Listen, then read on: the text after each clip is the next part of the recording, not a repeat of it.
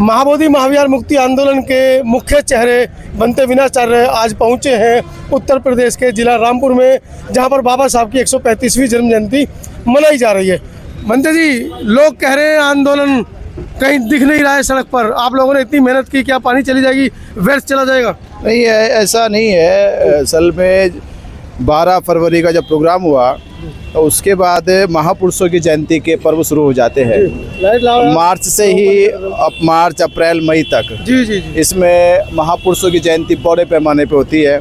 जितने बहुजन समाज के महापुरुष हैं उनकी जन्म जयंती मनाई जाती है और वो समाज साल साल इंतज़ार करता है कि मार्च, अप्रैल, मई में अपने महापुरुषों की, बाबा साहब की, फुले साहब की या सम्राट अशोक की, भगवान बुद्ध की जयंती को बड़े ही हर्षोल्लास से मनाए।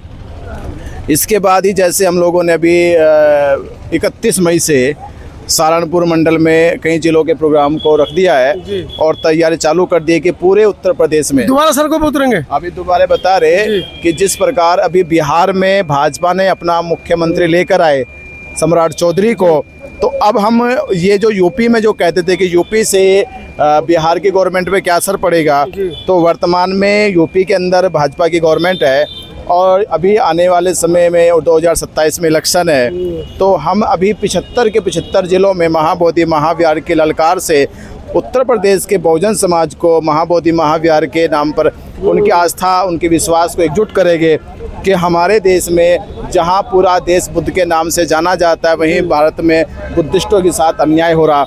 तो सबसे पहले चाहते हैं कि इस देश में बहुजनों की सत्ता लाने वाला उत्तर प्रदेश था, बहुजनों की सरकार बनाने वाला उत्तर प्रदेश था और पूरे देश में एकजुट होने वाला उत्तर प्रदेश था। उसी उत्तर प्रदेश से हमने भी एक बार सोचा है कि ज़रूर कहीं ना कहीं ये रास्ता हो सकता है, उत्तर प्रदेश से निकलेगा कि उत्तर प्रदेश के लोगों को जगाया जाएगा और आने वाले 2027 में सीधा ललकार होगी भाजपा को कि भाजपा की सरकार बनने नहीं देंगे। आप जल्द से जल्द अगर चाहते कि कोई गुंजाइश ऐसी हो कि समाज आपकी तरफ नरम हो जाए, समाज आपकी तरफ अच्छे से देखे, तो आप इलेक्शन से पहले महाबोधि महाविहार यानी बीटी एक्ट 1949 को रद्द करके महाबोधि महाविहार का प्रबंधन बौद्धों को सौंप दे। तो ये ताकत हम अब उत्तर प्रदेश के 75 जिलों में इकट्ठा करने का काम करेंगे। ये बातें तो बिहार चुनाव के से पहले भी कहीं गई थी। हालांकि यूपी का आपने उदाहरण दिया, उत्तर प्रदेश वाकई में जब बहुजनों की सरकार थी तो उत्तर प्रदेश बुद्ध में हुआ, उसमें कोई शक नहीं है। लेकिन ग्राफ लगातार घटता रहा और आज 270 से 1 पर सिमट गए हैं। आपको कैसे लगता है कि एक बार पुनः आप बहुजनों की जो सत्ता है उत्तर प्रदेश में स्थापित कर पाने में कामयाब होंगे? देखो, मैं आपको एक चीज़ बताऊँ, साहब कांसीराम कहा करते थे ये भारत नहीं अखंड भारत है। जब बुद्ध का विचार चला तो भारत ही नहीं जुड़ा, पूरा अखंड भारत जुड़ गया। उसी अखंड भारत के सामने सम्राट अशोक भी नतमस्तक हो गए और केवल सम्राट अशोक नहीं हुए, उसके बाद देखते देखते पूरे इस देश एशिया के तमाम राजा लोग नतमस्तक हुए। बुद्ध की ये ताकत थी और मैं यही कह रहा हूँ कि बुद्ध की ये ताकत का एहसास ही उत्तर प्रदेश और देश के लोगों को कराना है और मुझे लगता है कि उत्तर प्रदेश इसका सबसे बड़ा विकल्प बनेगा, क्योंकि मुझे लगता है कि जब बसपा की सरकार बनी तो मुझे पता है कि सबसे ज़्यादा जो भारत में चर्चा हुई बौद्ध धर्म की तो वो उत्तर प्रदेश से हुई। बड़े बड़े मंचों पे भिक्षुओं को देखा गया, बड़े बड़ी रैलियां निकाली गई और मुझे अब विश्वास हो रहा है कि भारत के बुद्धिस्टों को, बौद्ध भिक्षुओं को भी उसी रास्ते पे चल देना चाहिए कि ये भारत धर्म गुरु के बगैर अब आगे नहीं बढ़ेगा। अगर इस देश को आगे बढ़ाना है तो बौद्ध भिक्षुओं को भी आगे आना पड़ेगा, तभी ये भारत आगे जाएगा और उसकी शुरुआत हमें उत्तर प्रदेश से करनी होगी। तो लखनऊ की जो रैली कांसीराम साहब के उस पर हुई थी 9 मार्च को, उससे आप आसान्वित हैं? आशा है उससे बड़ी है? हाँ, मेरी आशा है कि जो रैली हुई थी बहन जी की और हमने भी तैयारी करी है कि हम पूरी यात्रा का समापन, जैसे हमारी 75 जिलों की लगातार यात्रा 15 अगस्त से चालू कर देंगे और 26 नवंबर संविधान दिवस पे लखनऊ में समापन करेंगे। इसमें हर एक जिले के अंदर हमारा प्रोग्राम होगा। तो ये मैं ये कहूँगा कि जो डेटा भी अभी तक समाज के पास नहीं है वो डेटा भी लेके आएंगे कि भारत में जहाँ लोग अभी सरकार डेटा देती है कि 1.25 करोड़ लोग बौद्ध है, मैं कह रहा हूँ कि कम से कम उत्तर प्रदेश में 10 करोड़ लोग बौद्ध रहते हैं। वो 10 करोड़ लोग बौद्ध भी हम दिखाएंगे कि भारत के उत्तर प्रदेश के एक जिले में जाके कि उत्तर प्रदेश अकेले में 10 करोड़ लोग बौद्ध रहते हैं। भले वो भी घरों में रह रहे हैं, उन्हें हम सड़कों पे दिखाएंगे कि सड़कों पे 10 करोड़ लोग बौद्ध है। कहाँ उत्तर प्रदेश से आप 31 तारीख आपने रख दी है। इसमें हम सहारनपुर में सभा कर रहे हैं। पहले हमारे 18 मंडलों के प्रोग्राम हो गए, मंडलों के माध्यम से हर जिले की तैयारी करेंगे और फिर 15 अगस्त से 26 नवंबर तक एक जिले में सभा लगाई जाएगी। क्योंकि ये हमारा जो गर्मी का मौसम चला जाएगा, बरसात चली जाएगी, तो अगस्त से नवंबर तक फिर मौसम अच्छा रहेगा और लोग भी अच्छे मिलेंगे और सभी तरह के फ्री मिलेंगे, कोई दिक्कत किसी को होने वाली नहीं, तब बड़ा हुजूम रहेगा। ये तैयारी में चल रही है। बनते विनाचार्य ने बिगुल बजा दिया है। महाबोधि महाविहार मुक्ति आंदोलन एक बार पुनः उत्तर प्रदेश 31 मई से शुरू होने वाला है। इंतजार कीजिए, घर से बाहर निकलिए और महाबोधि महाविहार मुक्ति आंदोलन में अपना जो आपका सहयोग है उसको देने के लिए तैयार रहिएगा। पूरी वीडियो के बारे में क्या राय है कमेंट सेक्शन में जरूर लिखिएगा। धन्यवाद। वंचितों के ढाल, ज्ञान के मिसाल, नारी उद्धारक, समाज सुधारक, इतिहास के पापी, किताबों के साथी, निडर निर्भय के धैर्यवान, उच्च कोटि के विद्वान, symbol of knowledge, leader of गोलमेज, अर्थशास्त्र के जानकार, महान शिल्पकार, मनुस्मृति के नाशक, बुद्ध के उपासक, जातीयता के बैरी, इंसानियत के पहरी, वर्तमान और भविष्य की आवाज, विश्व के सरताज, कानून के ज्ञाता, संविधान निर्माता बाबा साहब अम्बेडकर को मैं संध्या बोध कोटि कोटि नमन और वंदन करती हूँ। उनके मुकद्दर से मिला होगा, औरों को जो मिला होगा वो उनके मुकद्दर से मिला होगा, मुझे तो मुकद्दर भी तेरे संविधान से मिला है।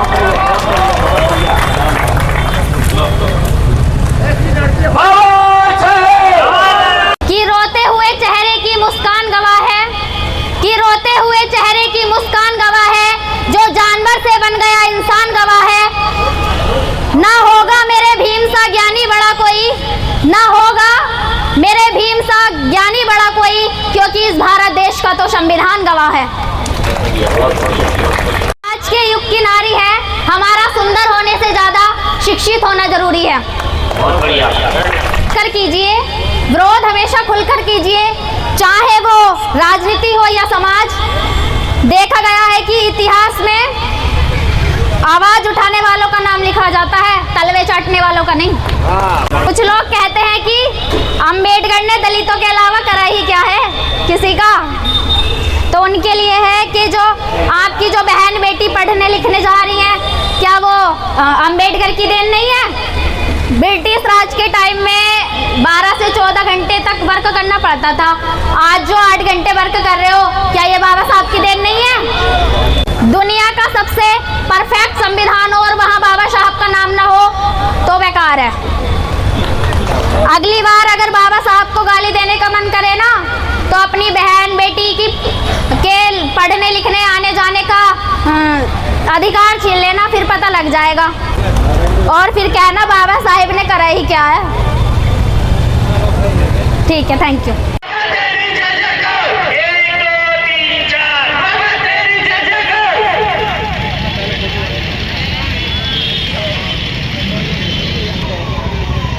हमारा सौभाग्य है कि हमारे बीच में हमारे आदरणीय भंते जी गण उपस्थित हैं और हमारा सौभाग्य है हमें आशीर्वाद मिले कि हम दिन और रात आगे बढ़े बाबा साहब का। मैं कहूँगा इसी तरीक़ा से बच्चियाँ हमारे समाज में बाबा साहब को पढ़ें और संविधान को पढ़ें। हटवा देना क्या चीज़ फायर ब्रिगेड निकलेगी, क्या हटवा दें? अच्छा, वो किसकी है? साथियों, ये जो सामने चेयरमैन साहब की मार्केट के सामने है, वो फायर ब्रिगेड की गाड़ी है, वो निकलेगी। उसके आगे 4 व्हीलर है।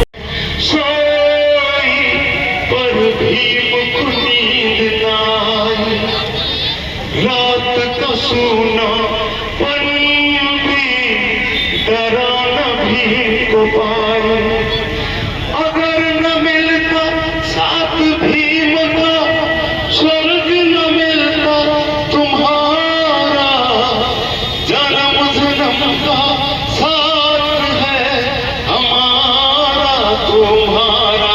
इसलिए नाम भी भूल जाते हैं।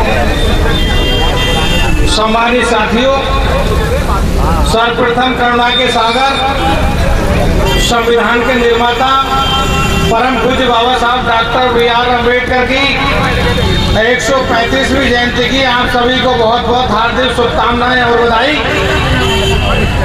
सम्मानित मंच और हमारे बीच में विराजमान पूज्य भंते जी और हमारे अखिल भारतीय अम्बेडकर युवक संघ के वर्तमान राष्ट्रीय अध्यक्ष आदरणीय महेंद्र पाल सिंह जी और मुरादाबाद और बिलारी और पूरे जनपद और दूर दराज से आए हुए सभी साथियों का धन्यवाद अदा करते हुए आज का ये कार्यक्रम सैफनी की धरती पर बड़े हर्षोल्लास के साथ मनाया जा रहा है। क्योंकि कार्यक्रम बहुत लंबे समय से चल रहा है, इसलिए संख्या इस समय कम हो गई है। कोई बात नहीं है, क्योंकि हमें अपना विचार आप तक पहुंचाना है, इसीलिए दूर दराज से चल के यहाँ तक लोग आए हुए हैं। तो हिम्मत हारने की जरूरत नहीं है। अभी छोटी बहन ने कितनी क्रांतिकारी बातें रखी, ये बातें आप नोट कर लो और याद करो। जहाँ भी मौका मिले इन बातों का प्रचार प्रसार करो। और हमारे बाद हमारे पूज्य भंते जी बहुत विस्तार से आपको बताएंगे कि बाबा साहब ने इस देश के अंदर ही नहीं पूरे संसार के अंदर ऐसी क्रांति का डंका बजाया है कि आज की तारीख में 198 देश बाबा साहब की जयंती मनाने के लिए मजबूर हो गए हैं।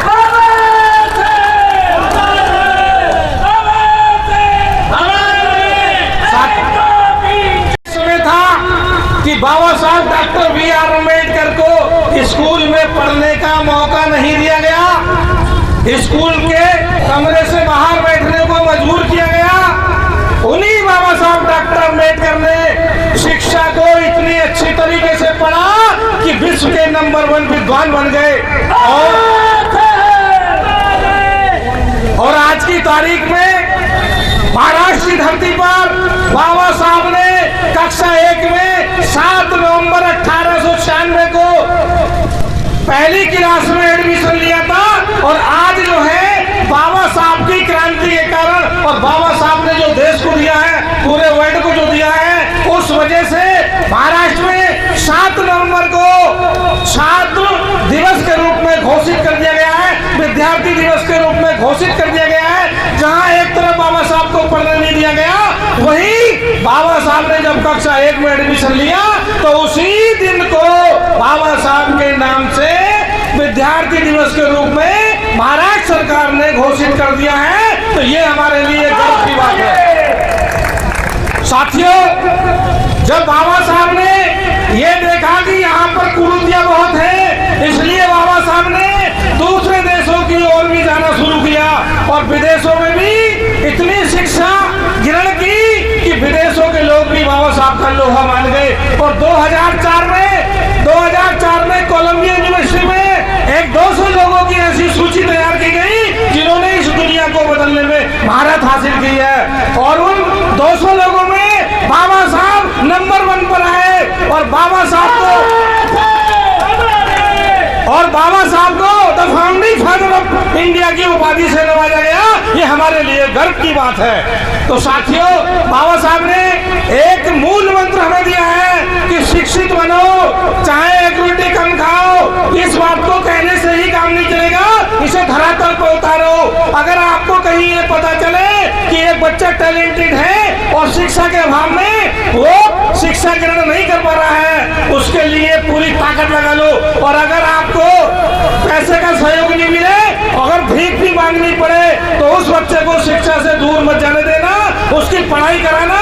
क्योंकि वो अगर आपके सहयोग से पढ़ेगा तो आने वाले समय में बाबा साहब डॉक्टर B.R. अम्बेडकर की विचारधारा को आगे बढ़ाने का काम करेगा। इसलिए बाबा साहब को सब लोग जो है पूरे साल पढ़ा करो, एक दिन जयंती मनाने से काम नहीं चलेगा। क्योंकि बाबा साहब ने महिलाओं के लिए भी इतना काम किया है कि पहले केवल पुरुष ही तलाक दे सकता था।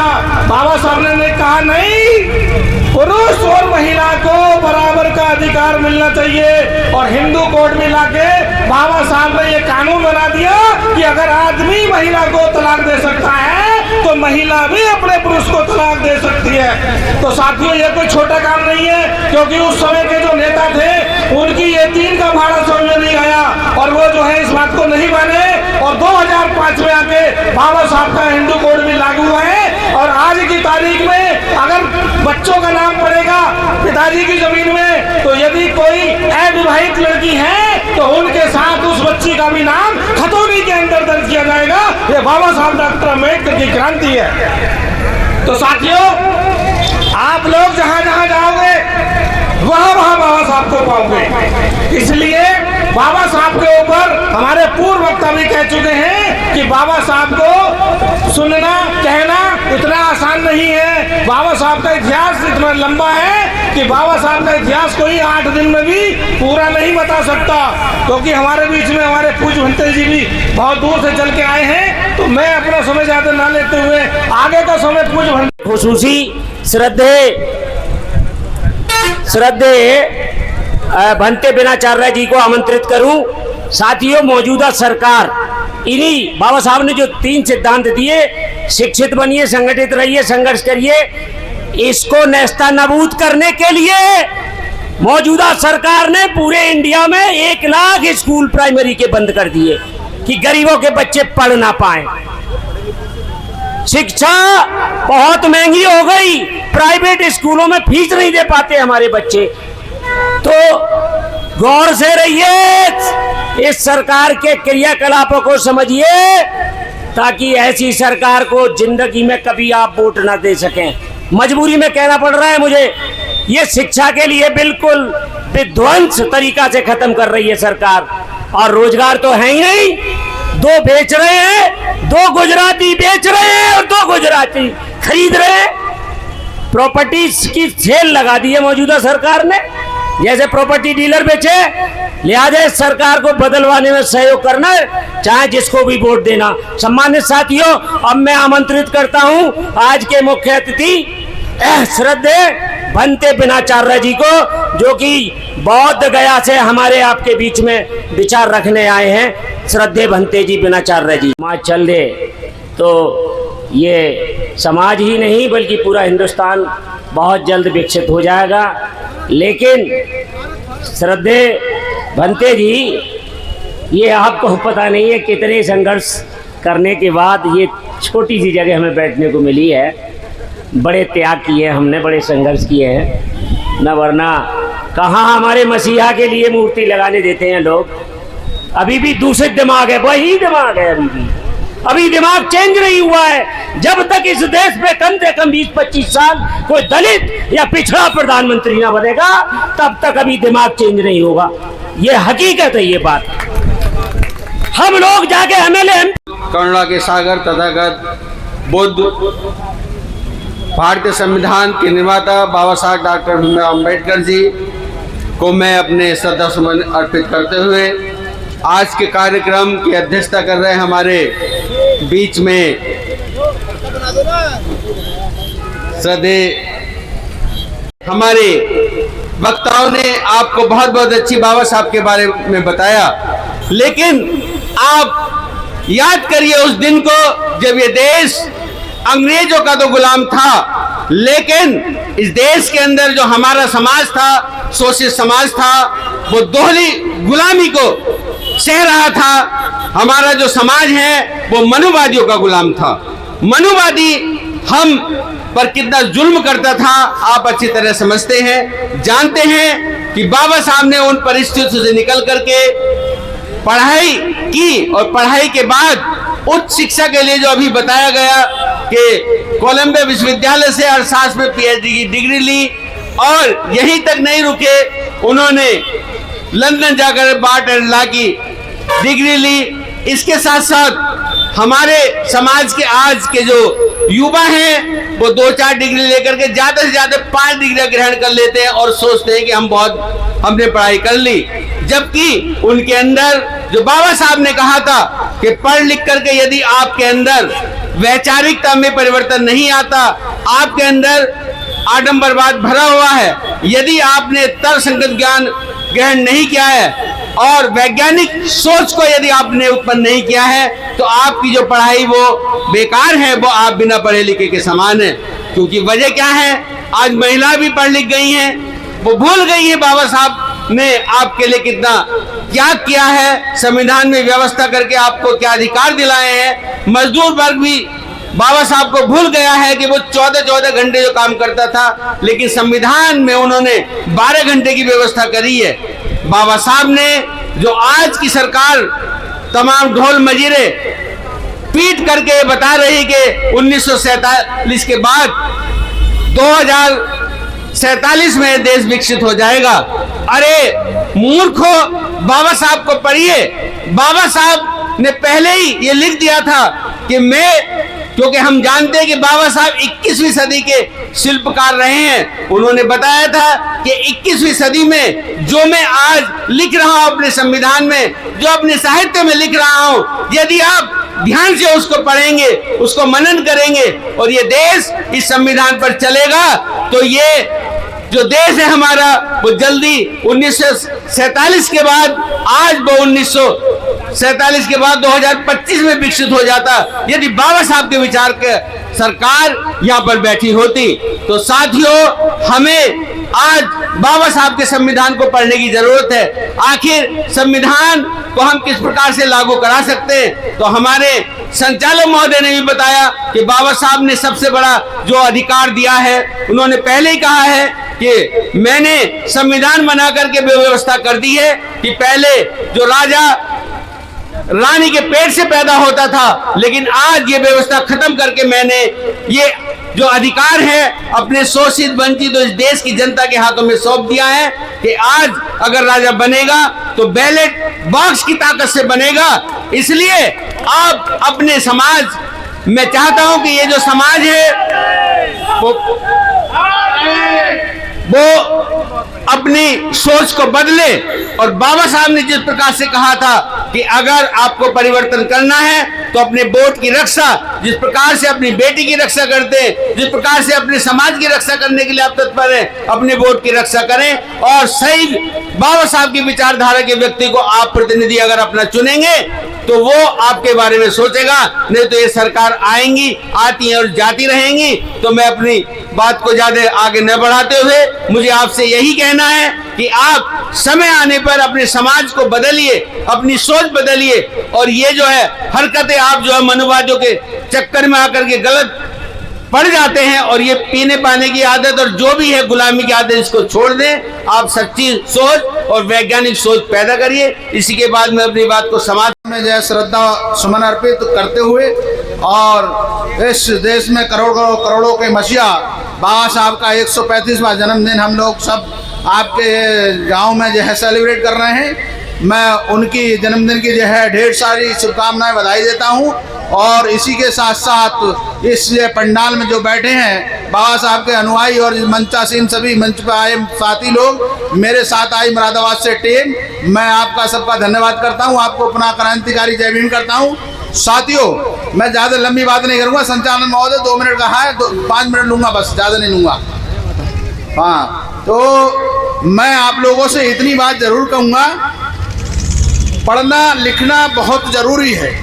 आप संविधान पढ़ें और संविधान के साथ साथ इस देश में जो तमाम तरीके से तुम्हें गुलाम बनाया गया है, तमाम दस्तावेजों के माध्यम से गुलाम बनाया गया है, चाहे वो रामायण हो, मनुस्मृति हो, इन सब में लिखा हुआ है आपके लिए कि ढोल गमार शूद्र पशु नारी ये सब ताड़न के अधिकारी, विप्र पूजिए ज्ञान गुणहीना, शूद्र न पूजिए ज्ञान विरमीना।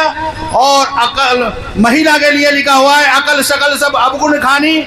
और जो है एक लिखा है वेद भेद सब भांति नीचा, जासू छुई चाई गंग जल सींचा। तो मेरा आप लोगों से निवेदन है, संविधान तो पढ़ेंगे पढ़ेंगे, संविधान के साथ साथ जो इस देश के अंदर तुम लोगों को गुलाम बनाने के लिए दस्तावेज दिए गए हैं उनका जरूर अध्ययन करें और उनका अध्ययन करने के साथ साथ अपने बच्चों को उच्च शिक्षा दिलाएं, शिक्षित करें, सुशिक्षित करें और जो है उनको आगे बढ़ाने का, नौकरी कराने का।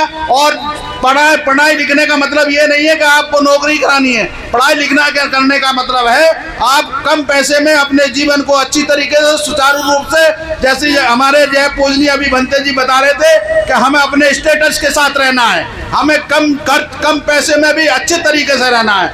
इसी के साथ साथ मैं ज्यादा ना कुछ कहते हो, एक मिनट दिया था अपनी बात को समाप्त करते हुए आप लोगों को जो है जन्मदिन की ज्यादा नहीं बात आकर के बात करना चाहता हूँ। खुद ने कहा था अपनी बात का मत दो, जहाँ आपको कुछ मिल नहीं सकता है यदि आप खोजने का प्रयत्न करोगे तो आप ऐसा हो जाओगे। जरूरी है कि हम सही दिशा की ओर जाएं। यदि हम गलत दिशा की ओर चले जाते हैं तो हमारे विकास अवरुद्ध हो जाते हैं। महापुरुषों का नमन।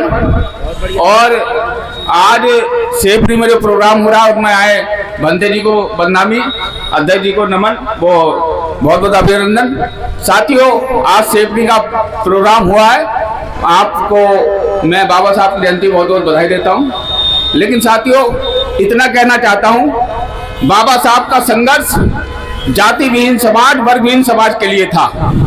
तो हमें उस संकल्प को पूरा करना है और इस देश को जाति विहीन, वर्ग विहीन समाज को बनाना है। बाबा साहब ने कहा था नासिक में कि जाति तुम्हारे विनाश का कारण बनेगी, लेकिन आज हमारे लोग डीजों पे, नाच गानों पे जाति सूचक जो गाने बजा रहे हैं वो बाबा साहब की जयंती को पूरी तरीके से नहीं मना रहे हैं, बल्कि हमारे महापुरुषों का क्रम उल्टा चालू हो गया है। इस क्रम को हमें सीधा करना है। इसी बात के साथ मैं अपनी बात को खत्म करता हूँ। जय भीम,